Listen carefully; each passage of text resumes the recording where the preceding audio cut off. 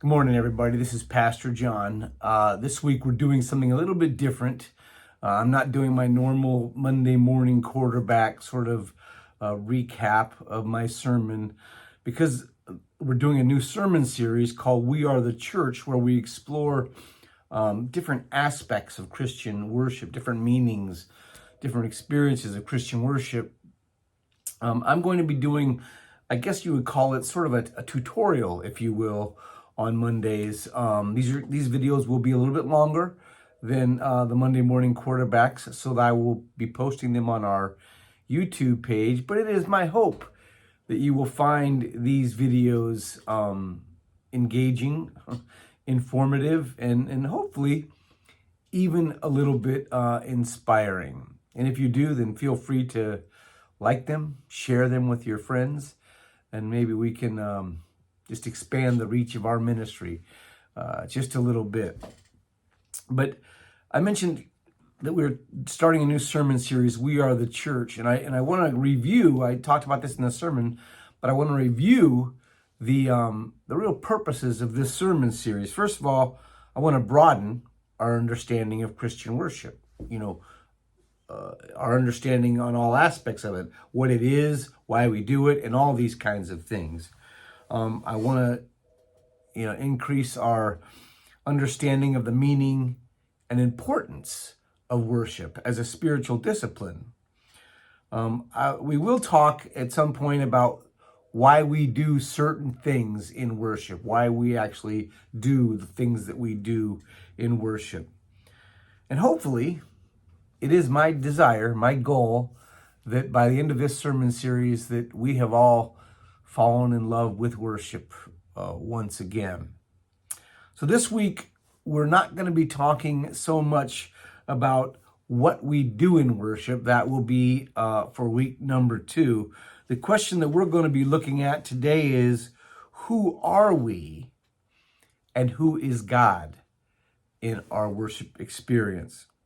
When we worship God, when we give praise to God, when we give thanksgiving, we're not trying to appease God so that God will like us. That was sort of the ancient Greco-Roman idea of God. You did these things to make God happy with you, and so that God wouldn't be capricious with you.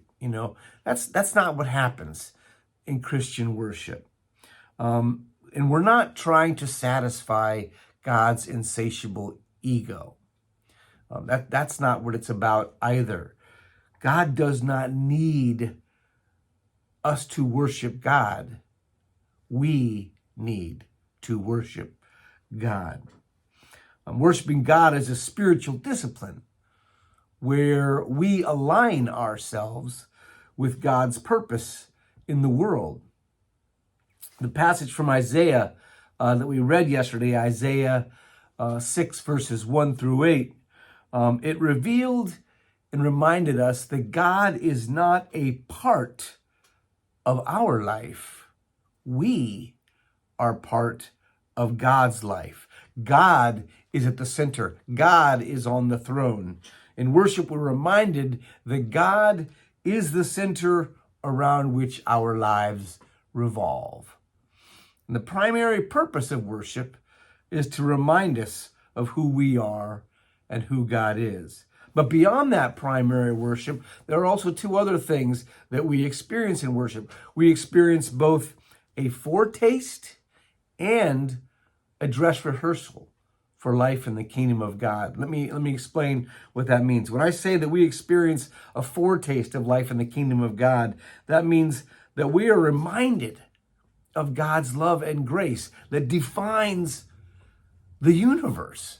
We are reminded of those things when we experience them in community, and we get to sample just to a very small degree what life will be like when we experience the fullness of God's kingdom.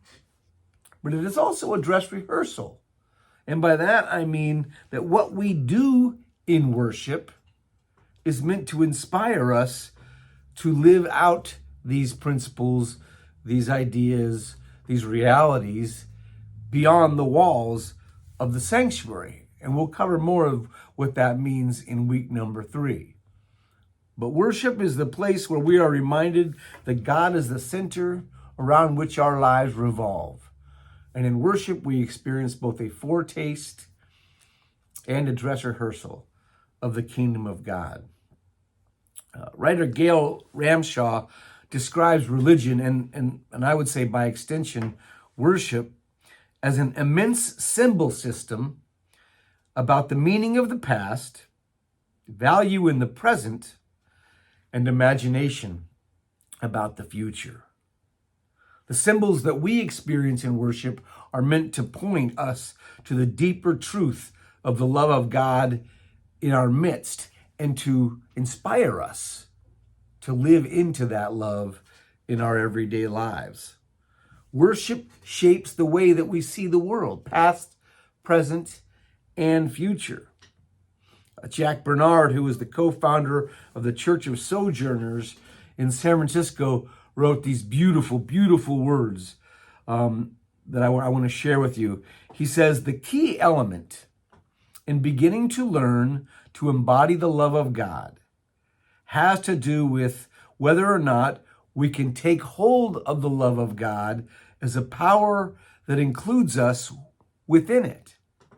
The difference between seeing life from the inside of God versus seeing it from within my own sensibilities and capacities.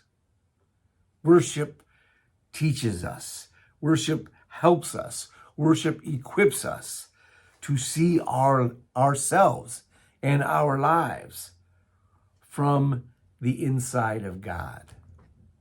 That, my friends, is why worship, regular attendance in worship is so important. It is because in worship, we are reminded that God is the center around which our lives revolve.